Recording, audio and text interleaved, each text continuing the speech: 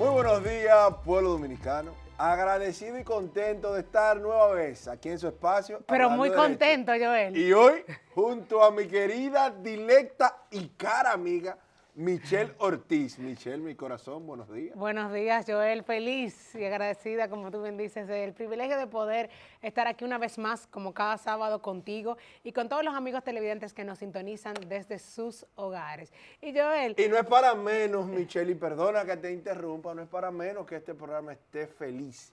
Porque nuestra productora estuvo de fiesta de cumpleaños sí. esta semana. De verdad que le deseamos a Scarlett la mayor de las bendiciones, la mayor de los éxitos. Y yo sé que se gozó su cumpleaños, aunque no me guardó bizcocho, pero me lo debe. Me debe el bizcocho el cumpleaños y el chocolate de que se fue para los premios Lo Nuestro y no me trajo mi chocolate. Me debe dos ya.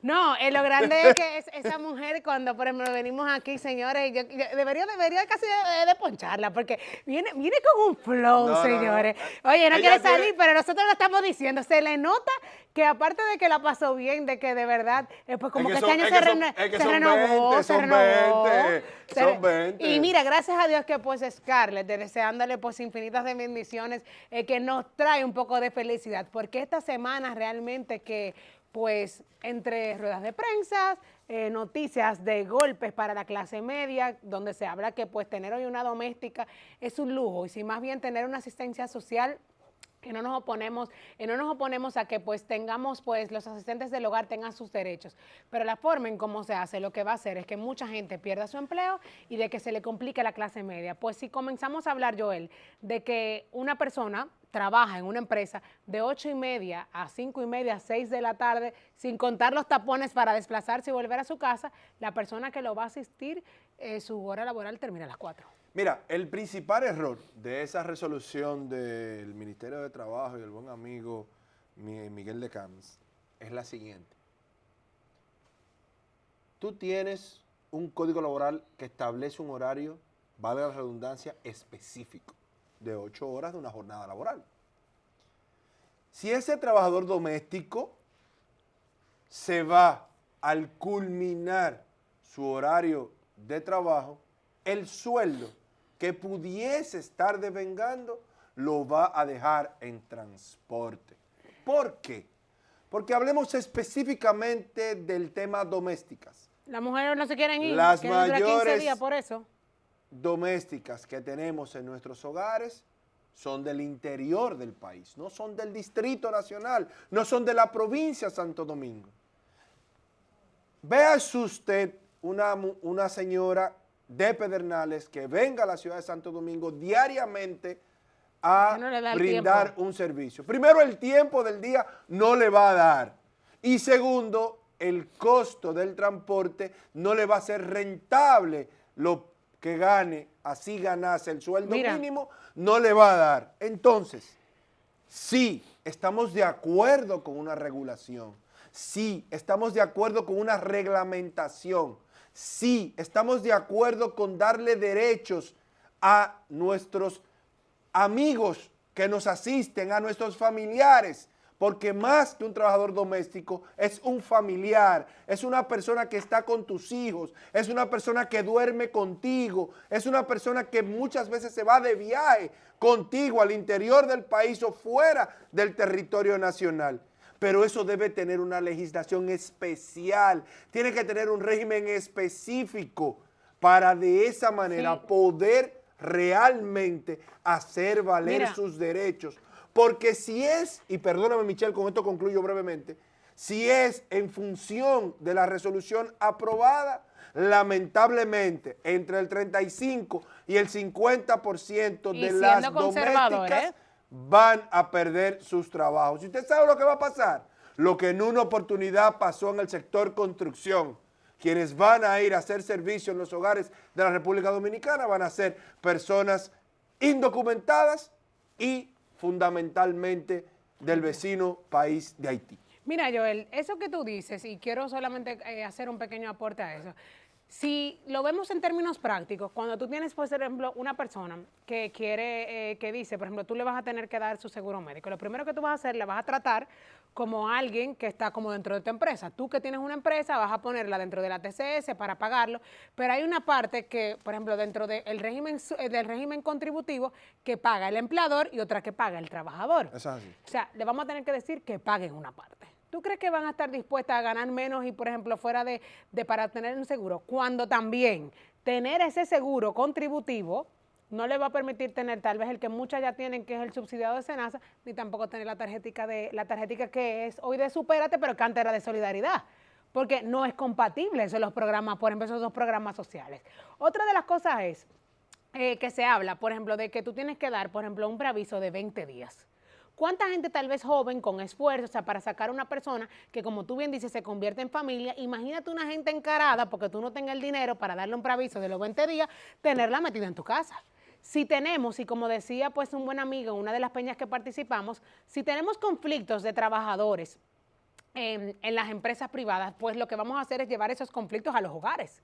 Y pues, como tú bien dices, no es que no estamos opuestos a que se haga la regulación, pero no se puede hacer tampoco ni de una manera que pues se sienta de que la clase media realmente tiene un lujo cuando sale, y no solamente que esa clase media que es el motor productivo de nuestra sociedad, aportando también a otra clase, donde muchas veces también, inclusive esa misma clase trabajadora, esa parte de asistencia social, que lo que hace es que, por ejemplo, la que te cuida en tu casa, si tiene nietos o tiene hijos, tiene una vecina también que le ayuda en su casa. Entonces, es una cadena que se viene dando. Y lo que creo es que tiene que estudiarse mejor. Inclusive, que creo que de los grandes errores que ha tenido pues el gobierno dominicano, el gobierno actual, es que pues lanza como las cosas, a ver qué pasa y tirarle esa pelota caliente a las redes sociales y a la clase media, a ver cómo lo va a recibir, y cómo va a ser. Y yo creo que si vemos comentarios que se hicieron con anterioridad, tú sabes que nos vamos a dar cuenta que pues el presidente del Consejo de la Seguridad Social, Aracena, que renunció por un impasse. Yo creo que uno de los impases que se dieron fue este tema justamente, de cómo se está manejando, porque eso de que se dio, de que hizo una renuncia y no se hizo, no creo que haya sido nada más por caso fortuito. Efectivamente, este es un gobierno que está demostrando con acciones y con hechos que está en contra de la clase media de la República Dominicana. No, esa resolución del Ministerio de Trabajo solo afecta a la clase media de la República Dominicana. Pero lejos de generar derechos, lo que va a generar es desempleo, inestabilidad y muchos problemas, tal como va a generar esta famosa ley que quiere aprobar la Cámara de Diputados, que el pasado jueves fue abortada por los diputados de la oposición, donde quieren eliminar los aranceles a la importación de productos alimenticios o de la producción en sentido general. Y qué pena, Michelle, qué pena que le estemos dando la espalda a quienes han estado ahí. Qué pena que le estemos dando la espalda a quienes diariamente se levantan a producir para el beneficio de la República Dominicana. Qué pena que queramos nosotros privilegiar a aquellos empresarios que hoy transitoriamente están cerca del gobierno para que a través de una legislación se llenen los bolsillos de dinero. Qué pena. Y mira, eso que tú dices, pues no solamente lo decimos nosotros, sino que también pues el pasado miércoles o jueves, si la memoria no me falla, el Partido de la Liberación Dominicana pues dio una rueda de prensa y hablaba también del tema de que cómo es que se quiere afectar a los productores nacionales, de que también realmente los productos de la canasta básica, a pesar de los subsidios o de alguna forma que se están haciendo a través de INESPRE, la clase pues diríamos que más empobrecida o más vulnerable podrá acceder, pero también de que cómo se hablaba del tema pues de las tarjetas pues de asistencia social,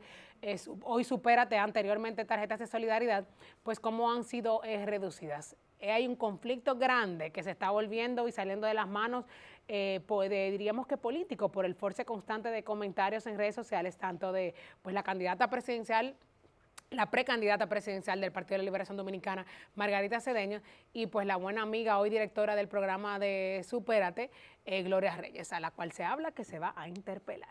Lamentablemente, yo creo que este choque, yo no voy a decir se está convirtiendo en un show también. No voy a decir de trenes, pero este choque que está teniendo por una parte el Partido de la Liberación Dominicana y por una parte el Partido Revolucionario Moderno, más que un tema de irregularidades, más que un tema de algún problema que haya tenido o que tengan los programas sociales en el pasado y que hoy hemos visto que también tienen una situación de fraudulenta, es por el creciente aumento de la candidatura de doña Margarita Cedeño de Fernández. Señores, vamos a una pequeña pausa comercial y tan pronto retornamos con nuestro invitado que ya está aquí en el estudio. Un hombre que nos dio la cara, un hombre que nos dio seguridad, un hombre que con su carisma, pero sobre todo con su don de gente y su buena comunicación, estuvo pendiente del pueblo dominicano y a todos nosotros informados de lo que fue la pandemia del COVID. No se nos muevan.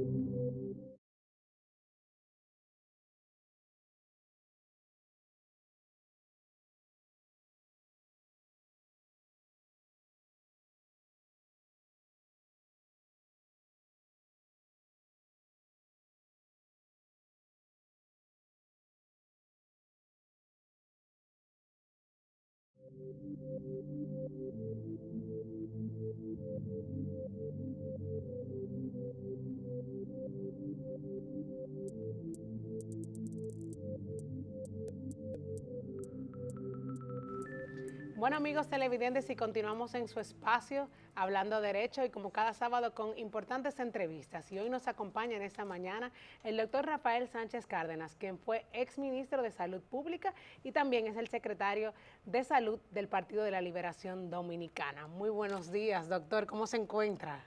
Bueno, muy buenos días a ustedes. Yo estoy bien. Es importante. Y bueno, trabajando mucho.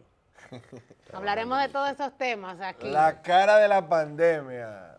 Han bautizado al doctor aquí en estudio. La verdad que desde aquí en su momento felicitábamos la labor que hizo el exministro, el doctor Rafael Sánchez Cárdenas, porque la verdad es que prestigio, autoridad, información clara, información precisa, respeto, pero sobre todo ese don de comunicar que tiene el doctor, fueron de las cosas que a todo lo que estábamos viviendo en pandemia quizás nos dio algo de tranquilidad dentro de la intranquilidad. Si lo decía el doctor era seguro. Y mira qué contradicción. Y doctor, de verdad que para nosotros es un placer tenerlo aquí en este espacio. Y doctor, ¿podemos decir que ya superamos el COVID? ¿No hay COVID ya?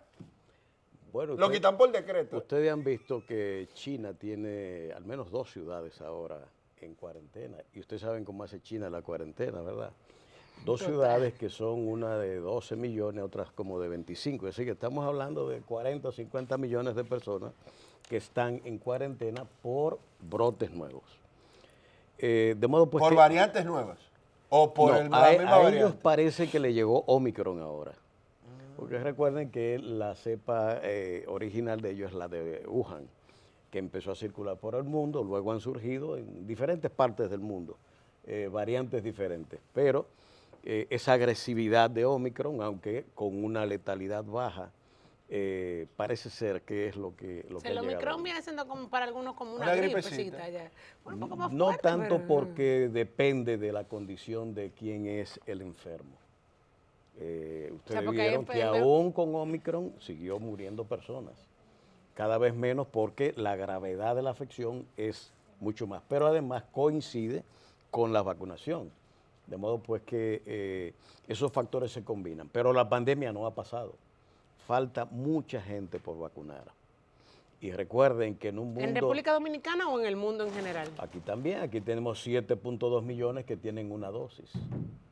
7.2 millones. Exactamente, y 5.9 millones que tienen 2 dosis. ¿Qué es lo ideal? ¿Tener 2 dosis, 3? Porque hay gente que yo creo que a veces hasta abusa de llegar a la cuarta dosis, las combinaciones. ¿Qué es lo ideal para que usted como médico? Pues tener 2 dosis. Tienen 6, 7. No, el doctor y yo participamos en una reunión que hubo uno cuando todavía vimos a la tercera, que ya iba como por la sexta, según él. Es un bandido. Pero lo que quiero decirle es que como realmente la combinación influye en la cantidad de dosis que se pudiera tener, en la combinación de las vacunas, que es lo ideal que pues en la práctica usted ha visto, aunque esto fue pues por supuesto una enfermedad se fue desarrollando y los protocolos también en el camino. ¿Qué usted pudiera decirnos sobre eso? Bueno, el programa de vacunación a nivel mundial empezó exigiendo 2 dosis.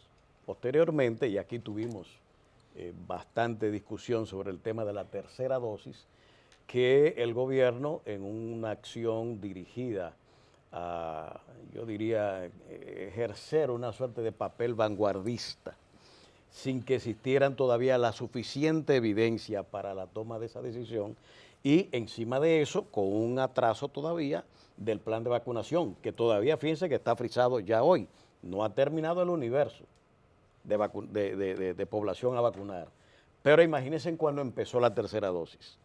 Entonces, pero evidentemente que la tercera dosis se ha recomendado ya por la propia OMS, que sea un refuerzo que se aplique. Doctor, yo tengo 2 dosis. Eso es lo que está bien. De Sinovac. Usted y yo estamos iguales. Y encima de eso... Yo tengo AstraZeneca, pero tengo 2. Yo tengo 3 de Pfizer. Yo tengo Sinovac. No me dio el COVID durante el periodo que estuve y vino a darme ahora en Navidad por una nieta. A mí me dio Omicron en Navidad también. Exacto. A la familia completa le dio, enterecita. Exacto. Pero nos hicimos pruebas de antígeno y salieron negativas todo el mundo, porque para venir a cenar todos juntos nos hacíamos... Yo le voy a hacer un cuento de eso. Pero de todas maneras, apenas me dio un dolorcito del cuerpo, al otro día no tenía nada, con un Inasoft y listo. No me dio absolutamente ningún otro síntoma. ¿Y se pondría usted un refuerzo? Pudiera ser, pero no la he necesitado en este momento, pero está indicada la tercera dosis. Por eso lo digo. Lo que no está indicado es el abuso sobre el sistema inmunitario, y el que me he opuesto desde el inicio. Y eso aplica para todos. Para todo el mundo. Es decir, que 3, que 4, que 5, que 6 dosis, y hay personas. Esa reunión que tú dices, hubo un representante de un partido político que dijo que tenía 6. Y se lo creo, ¿eh? Y dijo, si hay que ponerse 2 más, me la pongo. No, entonces, lo peor es que ese comportamiento irracional. ¿No creará daños eso a la salud? Esas son de las investigaciones. A mí siempre se dice que medicina hay que hablar sobre la base de evidencia. Cuando se establece la tercera dosis, posteriormente a cuando se tomó la decisión sobre bases empíricas, se comprueba de que ciertamente elevaba las defensas, pero también se ha demostrado de que pasados 6 meses empieza a declinar. De modo pues que por eso vemos que lo que le dicen gente el booster, que tiene o sea, que hay que... 3 dosis y se infectan, 4 dosis y se han infectado, y tengo casos. Hay algo que, pues, con el tema de que usted tal vez, pues, no pudiera explicar más, edificar del tema de cómo se maneja. Una de las grandes, pues, problemáticas que existe, y vamos a ponerlo en el tema, por ejemplo, del COVID, no solamente ha sido de crear la confianza en las personas para el tema de vacunación, sino más bien la falta de información que existe de las posibles secuelas que deja la enfermedad. Sí. Y yo conozco mucha gente que no solamente ha sido con el tema respiratorio, sino más bien inclusive cardiológico. ¿Y qué se hace, cómo se maneja usted que estuvo, pues, tal vez manejando, pues, esta parte de que también hemos visto, pues, en el tema de salud, qué investigaciones se hacen en el país y cómo se manejan este tipo de cosas o casos? Porque ese caso, pues, del COVID también pudiera ser con otras enfermedades que tenemos brotes constantes en nuestro país. Bueno, con el COVID está demostrado, o sea, los efectos psicológicos y emocionales que mucha gente en depresión. Mucha depresión. Hubo un aumento significativo de las depresiones, de trastorno de sueño en las personas, que estábamos todos sometidos a un estado de tensión, no solo lo local, sino a nivel mundial. Claro. Entonces, esos efectos a nivel mental son clarísimos, están ahí.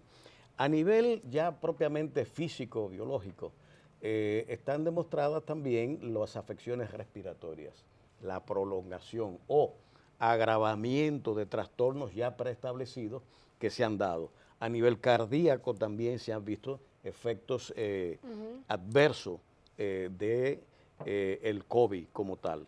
De modo pues que sí, estamos en la fase de investigación hacia el logro de nuevas informaciones sobre los efectos y secuelas dejados por esta enfermedad, porque como decíamos, ustedes vieron cómo algunas de las vacunas incluso se vieron comprometidas con reacciones de coagulación. Doctor. De modo pues que ahí hay que esperar más investigaciones. Desde su punto de vista, ¿cuál es hoy la realidad que vive el sector de salud en la República Dominicana? Por un lado, hemos visto con preocupación lo que ha venido aconteciendo a través del COVID-19, pero también hemos visto cómo otros brotes de enfermedades han surgido en República Dominicana, quizás mucho más perentorias o mucho más letales que el mismo COVID. ¿Cuál es la realidad del sector hoy en la República Dominicana? Bueno, si hablamos de salud en sentido general, Claro. hay que ver varias facetas. Desde el punto de vista de enfermedades, lo que estamos mirando en este momento es un aumento significativo de la mortalidad infantil. El año pasado, la mortalidad neonatal subió un 49.9%. ¿Y a qué se debe, doctor? A muchos motivos.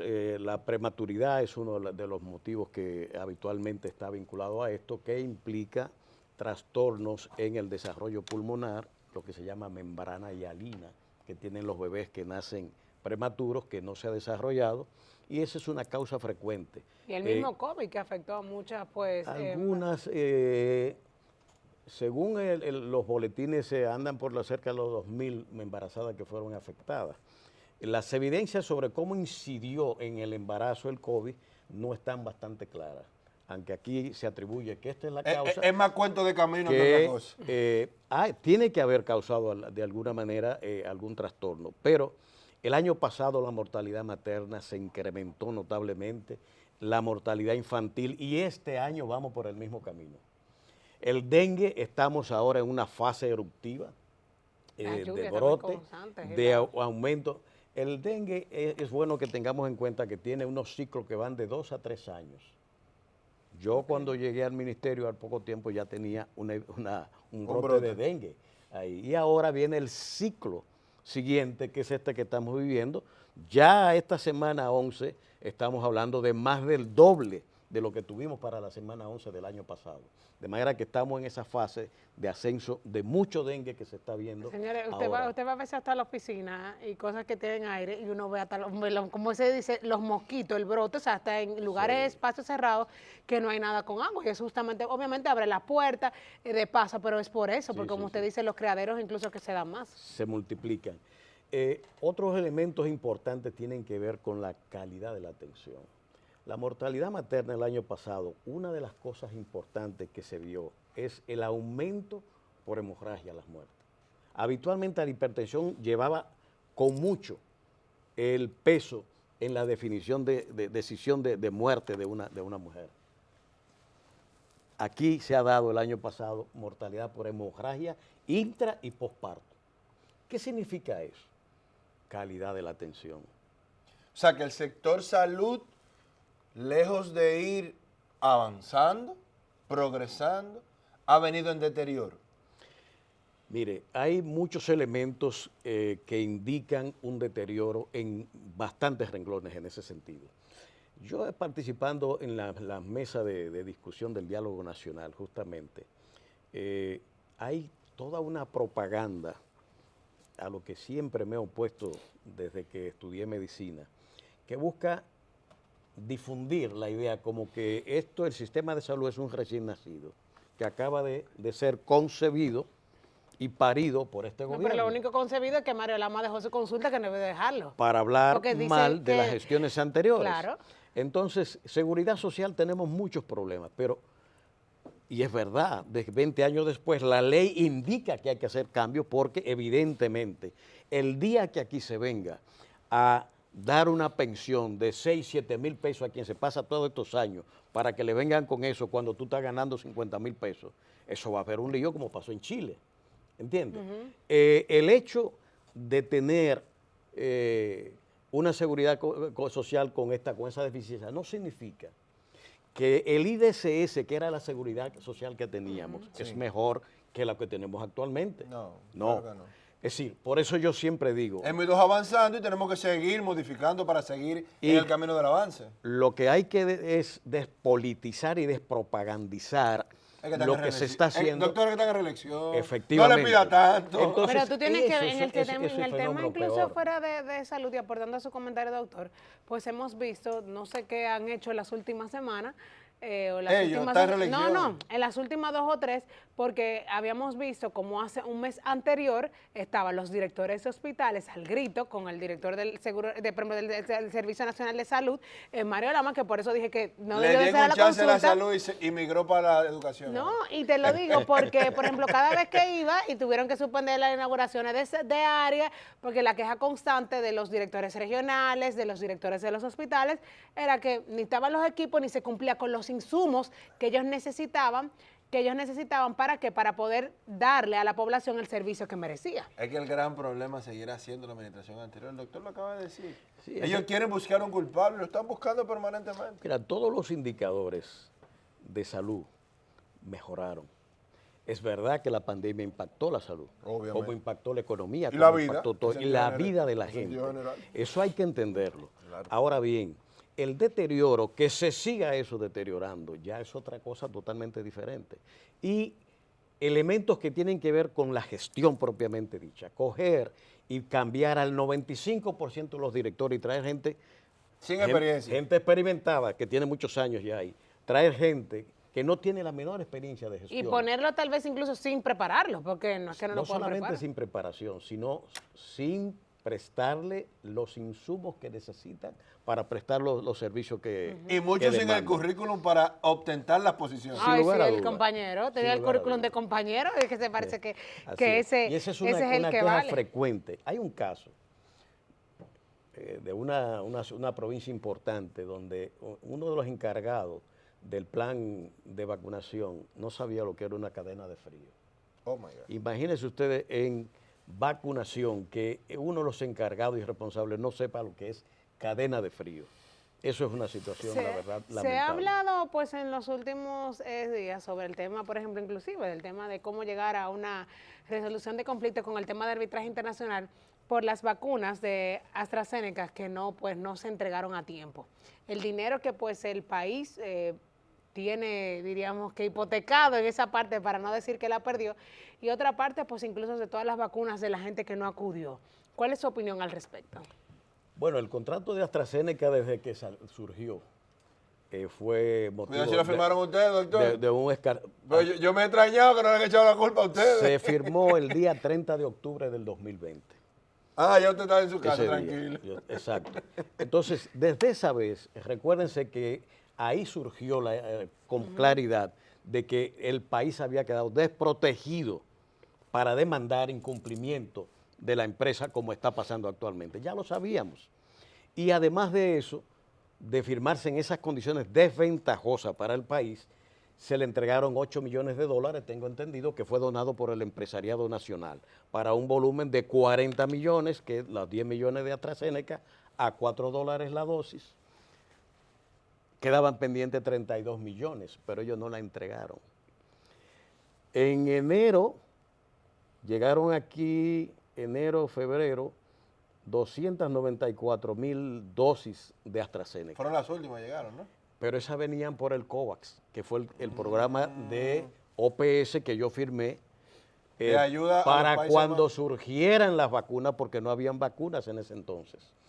Que posteriormente, en ese afán propagandístico que habitualmente se tiene, se ha querido presentar no en una continuidad de la acción gubernamental de enfrentar una pandemia, sino usted oye los miembros del gobierno hablando y es como que no hubo una acción antes de ellos llegar. Y además, contando ellos con vacunas, nosotros no teníamos vacunas.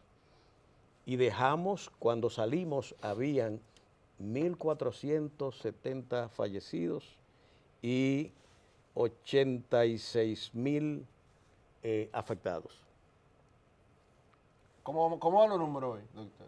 La cantidad llegando al 500,000 de afectados, infectados, y 4,000 y tanto de fallecidos. Un poquito más de 4 veces lo que ustedes dejaron. Exactamente.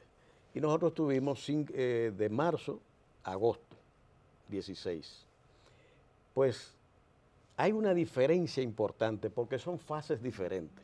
Cuando llegan las vacunas, la capacidad de actuar sobre la enfermedad es mucho mayor.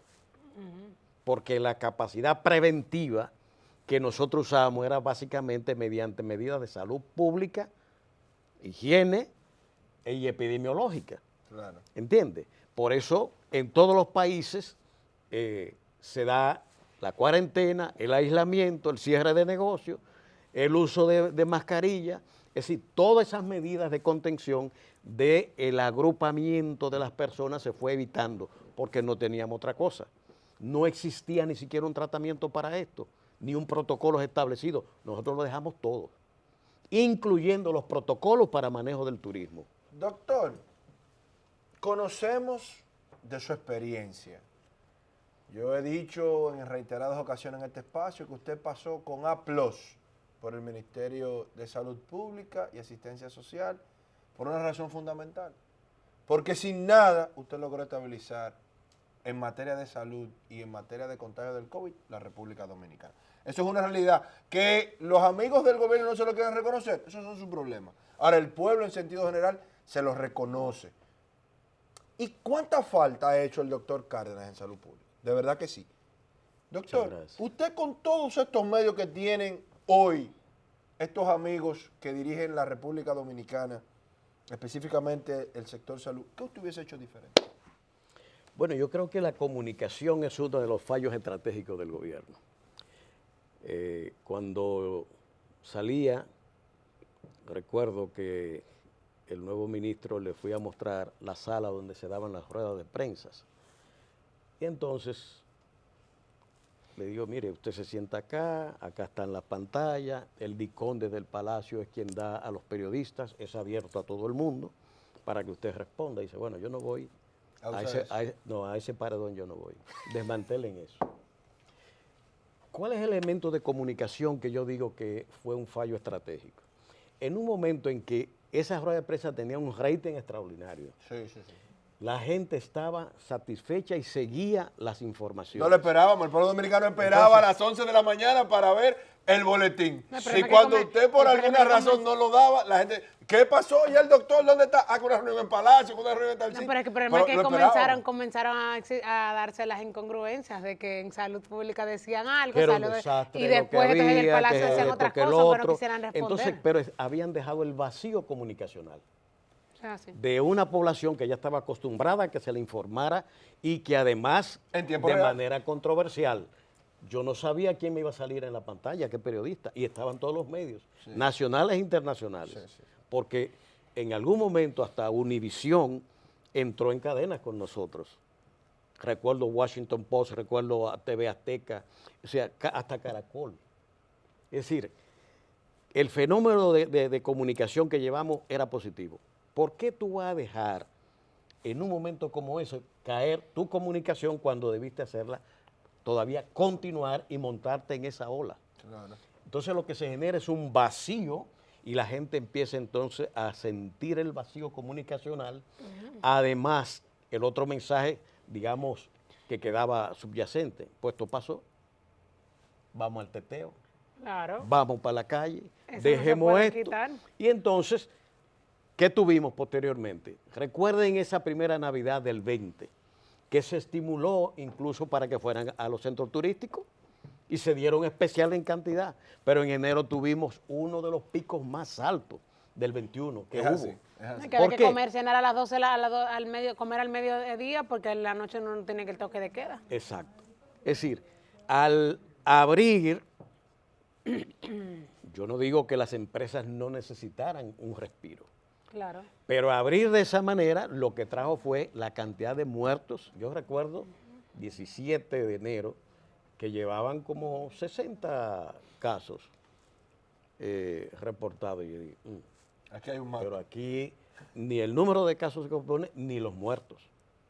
Hicimos dos veces la denuncia, la hicimos en diciembre y la hicimos en enero del 21. Hay algo que me llamó también poderosamente la atención, doctor, con esas cosas que es cómo se hacen y cómo se hacían. con anterioridad. Y es el tema pues del programa de lo de altos costos. Y es que, por ejemplo, antes era una atribución del Ministerio de Salud Pública, el tema tanto de la gestión, aunque es con un departamento de cierto modo pues casi externo, pero gerenciado por el Ministerio de Salud Pública, y ahora se hacen las compras pues a través de Promese. Y no quita que pues el buen amigo Adolfo Pérez lo haga de manera pues elocuente con el tema, por ejemplo, del presupuesto, porque no es el que lo distribuye, sino que hace la compra.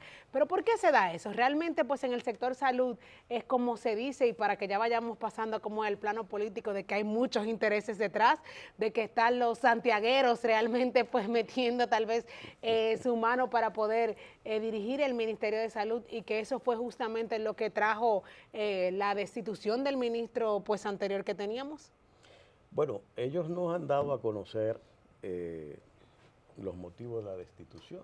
Yo pienso que hay se habla de la famosa jeringuilla. Eso salió, esa parte salió públicamente, pero no sabemos más nada. Pero no se ha investigado. ¿Y no tenemos un Ministerio Público independiente, doctor? Bueno, eso es una buena pregunta. Ahora, yo le garantizo a usted que si te hubiese firmado ese contrato de AstraZeneca, me lo hubiesen allanado en su casa. No.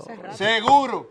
Yo estoy seguro de eso, doctor. Tuviéramos una pela de comunicación, porque aún en las condiciones en que se trabajó teníamos una oposición dura, hasta el punto que yo siempre recuerdo al amigo Pacheco que me dice, es un chantaje del ministro de Salud estar pidiendo un nuevo estado de emergencia. No, y la secretaria de Seguro, la buena amiga, la que era diputada, Josefa Castillo, también, que dijo que eso era un invento del PLD. Sí. Hasta ese colmo llegaron. Llegaron hasta eso, pero la vida ha demostrado de que estamos actuando técnicamente en la dirección correcta. Pero iba a decir de alto costo lo siguiente. Mire, uno de los programas más importantes que tiene el país es eso, sobre todo porque vamos cambiando de un perfil epidemiológico nacional de infecciones a crónicas. Usted ve los infartos, accidentes cerebrovasculares, los crónicos renales, la diabetes, en fin, todas esas enfermedades son de alto costo. Claro. Es decir, un accidente cerebrovascular aquí le cae a una persona y tiene problemas. Yo lo viví, a mi padre le pasó. Muchos problemas. Entonces, en ese sentido, ese cambio para llevar a compras de esa naturaleza, cuando son los suplidores de eso, yo tuve una experiencia bastante interesante en ese sentido. Son muy conocidos y muy puntuales. Reorganizamos ese departamento y lo estábamos ya informatizando. Porque el ministerio, una de las cosas, falencias que tenía es ese problema de atraso que había. Incluso ya estábamos licitando un gran centro de cómputo que concentrada la información del Servicio Nacional de Salud, de SENASA, de toda la información sanitaria del país, incluyendo agua, que son parte de la salud.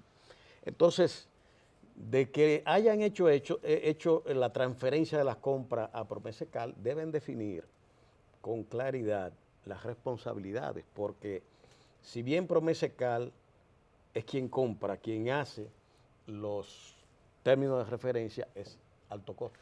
Se supone que ellos se mandan la ficha. Un departamento del Ministerio de Salud. O sea, que es quitándole funciones a una institución para dársela a otra. Exacto. Es quitándole una camisa. Lo que quitan es el dinero, el presupuesto, y aumentarlo. O sea, por ejemplo, pero al fin y al cabo, en ese tipo de medicamentos, no hay esos volúmenes que se pueda hablar, por ejemplo, como Promese compra para las boticas, para los hospitales, sino que son muy específicos. Se hace incluso como a través de las programaciones, a través de las solicitudes recibidas en su mayoría, por el tema de vencimiento. Sí, la gente va haciendo sus solicitudes, pero hay una programación. Los medicamentos cuestan $1 millón de pesos. Hay medicamentos, sí, hay medicamentos. Y más, millones. Sí, yo recuerdo el medicamento que se le puso al doctor Cruz Minian, que era un medicamento... Bueno, eso era de alto costo, pero eso es para artritis reumatoide. Correcto. Pero se descubre en las investigaciones que nada más lo tenían ustedes. Que inclusive lo tenían reservado para el presidente,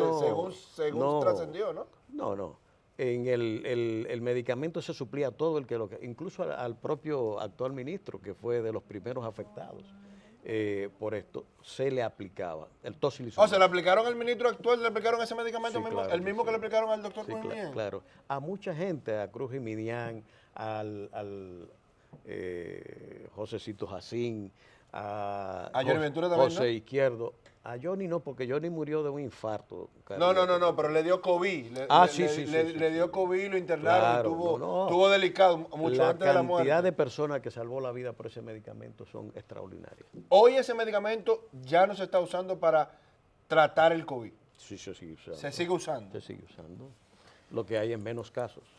Doctor, y hablemos un poquito de política. Vamos a hablar del PLD. Usted no solo es un excelente exministro de Salud Pública y, como lo bautizaron a su llegada aquí al estudio, la cara del COVID en la República Dominicana, pero no del COVID negativo, sino de la buena información, del buen trato y de quien de alguna manera trabajó para que muchos dominicanos hoy estemos quizás conviviendo con nuestra familia, porque la verdad es que yo no me voy a cansar de decirlo, se lo decía sin usted en el espacio, lo digo con usted aquí, la verdad es que el pueblo dominicano le debe al doctor Rafael Sánchez Cárdenas y le debe su tranquilidad, le debe, de todo le debemos, doctor, no tenemos con qué pagarle, vamos a tener que hacer un mausoleo.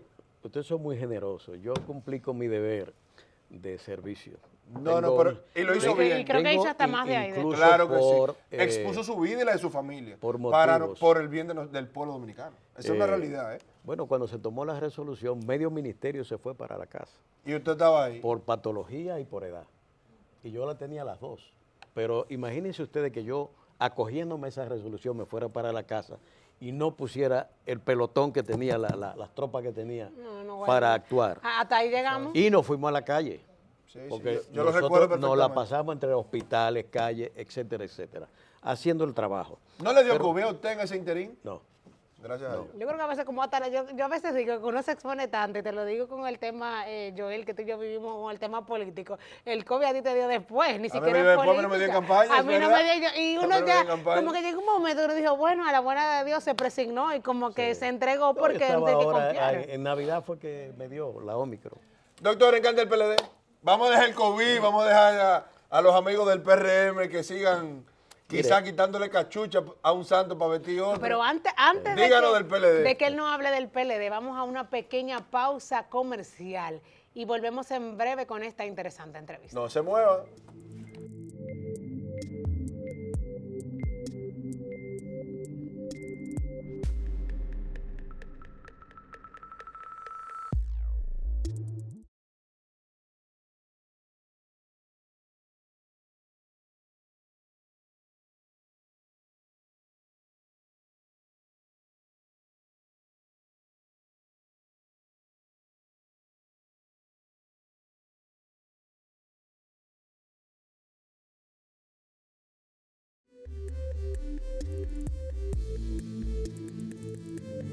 Bueno, amigos televidentes, y la verdad que aquí hay dos programas, el que ustedes pueden ver y el que nosotros hacemos tras las cámaras.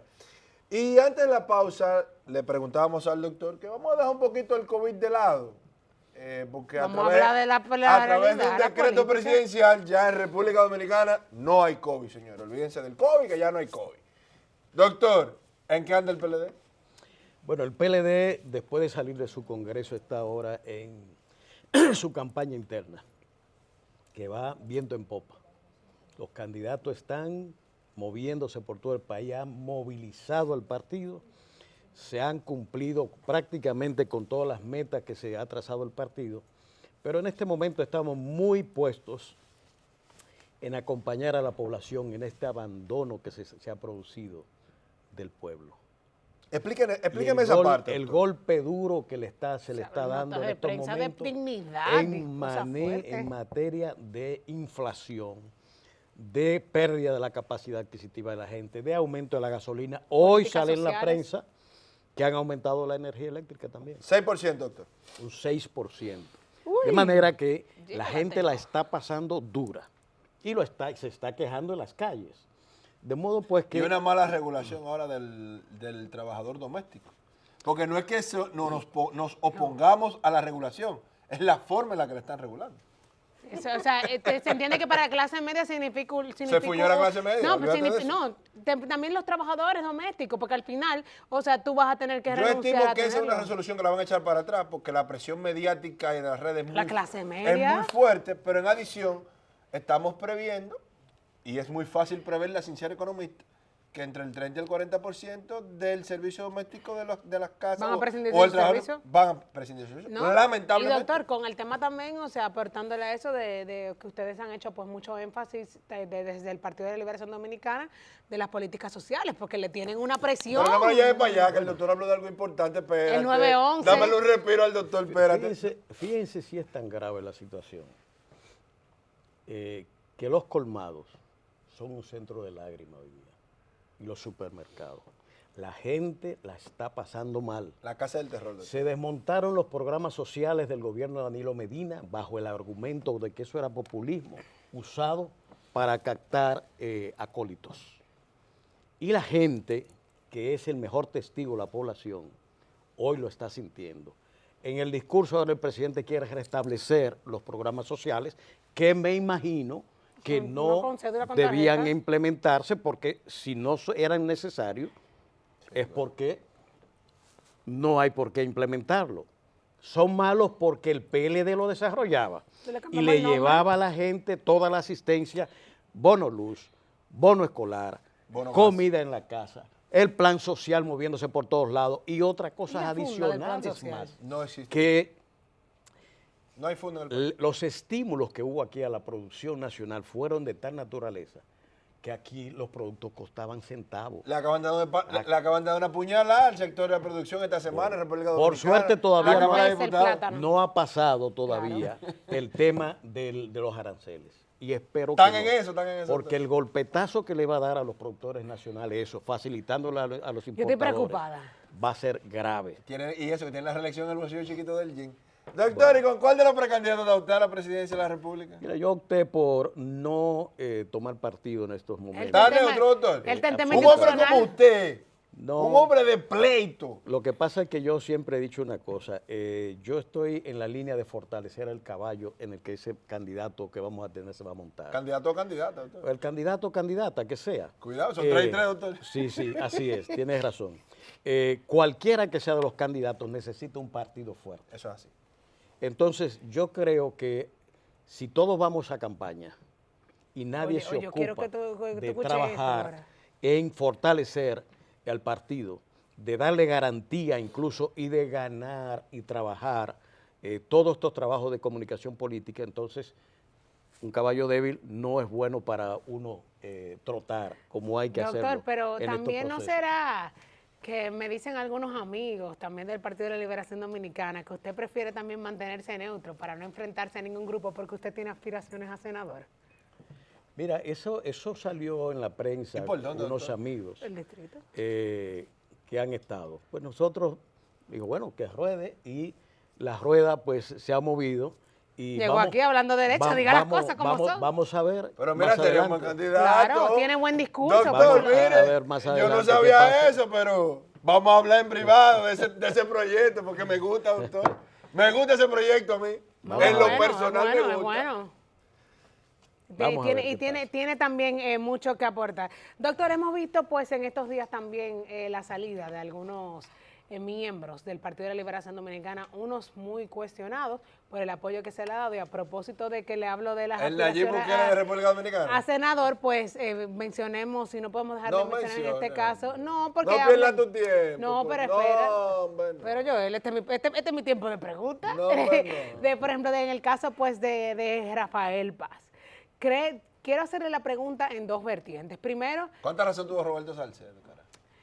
Primero, si usted entiende que tal vez el Partido de la Liberación Dominicana en su momento, como han alegado pues algunos miembros, ha tomado tal vez las decisiones, y tal vez una pregunta muy capciosa, de apoyar a miembros que, como algunos dicen, no tendrán méritos, de que tal vez fueron ciertas imposiciones, y no lo voy a personalizar, y para ayudarlo ahí un poquito, tal vez a Rafael Paz, sino de algunas salidas que ha pasado y de cómo ese sentir que sienten algunos PLDistas y hasta partidos, y lo voy a decir hasta por mí, de fuerzas aliadas en su momento, de que ese apoyo que tal vez se le dieron a ciertos miembros, pues hoy se está viendo de sus salidas, de que no debió de ser el que sea, y que ahora ese fortalecimiento que está trabajando el Partido de la Liberación Dominicana es justamente para hacer en su justa dimensión el apoyo a quien realmente lo merezca.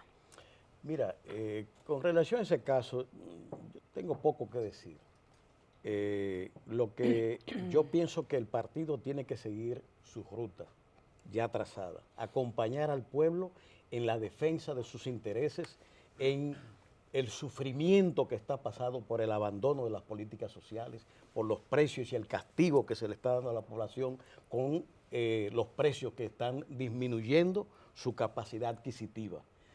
Yo creo que esos son los fines principales y avanzar en lograr el candidato presidencial que el partido necesita. ¿Y qué pasa con los demás candidatos que deberían desarrollarse para motorizar a la organización? Los candidatos van caminando, los otros. Lo que pasa es que el proceso de ahora es presidencial. No, yo sé. Y el año que viene van para las congresuales y los municipales. Ahora bien, evidentemente en estos casos, yo pienso que aquí hay una expresión de inmadurez. Mañana se va más miembros. Porque el alegato, por ejemplo, de la falta que él atribuye al partido, él mismo es una demostración de que el partido no solamente fue abierto, sino que lo propulsó. Fue dadivoso. Totalmente. Le dieron hasta lo llevó al comité central, en contra de otros actores y activos de mucho mayor jerarquía, de mucho mayor trabajo, de mucho mayor tiempo y de mucho mayor carisma que él. Mira, lo único que le deberían de agradecer es que se hablaba en un momento, aunque apoyó, por ejemplo, el presidente Luis Abinader, de que Roberto Salcedo pudiese ir a la fuerza del pueblo. Estoy segura que ya eso no se va a dar. Ahora es más leonelita que Leonel ese muchacho. Qué pena me da. Doctor, ustedes van a un proceso electoral este año, interno. Se habla de que ustedes podrían estar haciendo un proceso convencional abierto o semiabierto, como lo han hecho en el pasado. Con el padrón del partido. Con el padrón del partido. Y que los demás que no estén inscritos en otro partido también puedan participar. Ahora bien, ustedes han pedido el acompañamiento y asesoramiento de la Junta Central Electoral, a lo cual esta se le ha negado. Al final, ¿las van a hacer solo? ¿Cómo van ustedes a hacer el proceso? ¿Qué opinión le merece la opinión de la Junta Central Electoral con relación a la campaña a destiempo y de que la ley le prohíbe prácticamente a ustedes estar en campaña, que ya están? Mire, bueno, ¿y qué es lo que está haciendo el presidente? No es una campaña reeleccionista lo que estamos viendo. No hay aquí un solo ministro o un director que cuando vaya a hablar, no habla de su trabajo, sino el presidente, de lo que él mismo está haciendo. Lo que significa que, yo lo he dicho hace mucho, medios, que está orientado todo a la promoción de la reelección presidencial. Ahora bien, presupuesto como nunca. ¿Qué pasa? Nosotros estamos en el derecho de realizar el proceso de elección interna y cumplir con los requisitos legales establecidos que no se van a violar. Pero los partidos políticos son entidades que tienen autonomía para ir tomando sus decisiones y luego acogerse mediante las asambleas y los requisitos legales establecidos a lo que la ley establece. ¿Por qué nosotros cuando pedimos que nos acompañen para esa votación no lo pueden hacer? No es ilegal, no es verdad. Porque en el mismo compromiso que se hizo, una vez que en octubre se elija ese candidato, se va a refrendar mediante las asambleas del lugar ese candidato ya elegido y en el que han pactado y firmado los candidatos interesados en participar. ¿Y no tienen miedo ustedes, doctor, que aquel candidato o candidata que no salte, que no surgiese beneficiada con el voto de la mayoría, pudiese acudir al Tribunal Superior Electoral y posteriormente al Tribunal Constitucional a impugnar esa elección de octubre? Mira, yo pienso que hay una madurez en los candidatos nuestros muy importante y firmaron un documento también bastante claro de cómo debía conducirse este proceso. Y lo que estoy mirando es una camaradería, una amistad, un acercamiento, un diálogo permanente entre los diferentes candidatos que augura de que ese proceso de movilización que cada uno está produciendo va a concluir en una convergencia de las fuerzas nacionales, del partido y de los candidatos que pondrá a temblar a mucha gente en este país. Eso lo pueden ustedes anotar y sobre todo cuando todos esos candidatos están trabajando para acompañar a nuestra población en el sufrimiento que el abandono que ha producido el gobierno en las políticas sociales y este castigo inflacionario que estamos pasando está llevando a la población dominicana. De modo pues que estamos retornando a los orígenes del Partido de la Liberación Dominicana, que fueron con el pueblo, junto al pueblo, en ese sentido. Y no tenemos miedo en acompañar a la población en esa dirección. Ese es el trabajo que tenemos que hacer, porque de la labor, del trabajo, salen los músculos del partido. Doctor, usted sabe que pues el tiempo en televisión es corto y realmente pues nosotros hemos quedado complacidos de poder compartir este espacio con usted, de hablar de tantos temas interesantes. Nos gustaría que pues antes ya de despedirnos de todos los amigos televidentes que nos acompañan en esta mañana, usted pueda dar pues un mensaje final a la población dominicana que pudiera tal vez significar de esperanza, porque como bien ha dicho Joel, pues usted es una figura de respeto y pues así lo ve la población y que cuenta también y goza con el cariño de todos. Bueno, yo le diría al pueblo dominicano que tenga fe en el Partido de la Liberación Dominicana, que si ha habido algún dominicano, un PLDista malo, que haya cometido errores, que se castigue. Pero reducir la pobreza de 43% a 22%, como lo hizo el PLD, son estadísticas que están ahí. Bajar la pobreza extrema a 2.9%, eso está ahí. Tapizar todas las carreteras de este país, como lo hizo el PLD, eso está ahí. Estabilidad económica como la que proveyó el Partido de la Liberación Dominicana, alimento, educación, prácticamente eliminando el analfabetismo, dejándolo en 5.5%, solo 0.5% para sacar el analfabetismo nacional y ser la República Dominicana declarada libre de analfabetismo. Solo el PLD lo ha logrado, nadie más. Mover la agricultura como se hizo en este país, cuando el presidente Medina dijo de 4 millones vamos para 10 millones y dejarlo en 7.5 millones, decía que íbamos en la dirección adecuada. Y este país estaba fluyendo en vida económica, en crecimiento, y la clase media se fue de 22 a un 32%. Eso es por un partido que cumplió con este país y lo ayudó a crecer con toda y la propaganda que quiere proponer ahora, como que han parido un nuevo país. Eso es falso. Han encontrado una infraestructura grande, fuerte, establecida, con una hotelería que ya estaba ahí, con la capacidad y liderazgo, que atraíamos el 60% de la inversión de capitales al país, era porque estábamos bien. Y cuando fueron a pedir prestado, buscaron la data que dejó el Partido de la Liberación Dominicana para que le prestaran al gobierno. Que se pongan los pantalones largos y las faldas largas los que aspiren a la senaduría del distrito. Que tienen un gallo de pelea. Tienen un gallo de pelea con una espuela. Oye, yo creo que por lo menos aquí convence, ¿eh? Aquí convence y yo sé que muchos amigos televidentes también. Aquí habemos 5 y tiene 5 votos. Bueno, y no de esta mesa no cualquier voto, ¿eh? Bueno, amigos televidentes, gracias por acompañarnos. Gracias una vez más por el privilegio de su sintonía. Será hasta la próxima semana que nos reencontremos en su espacio Hablando Derecho. Feliz fin de semana.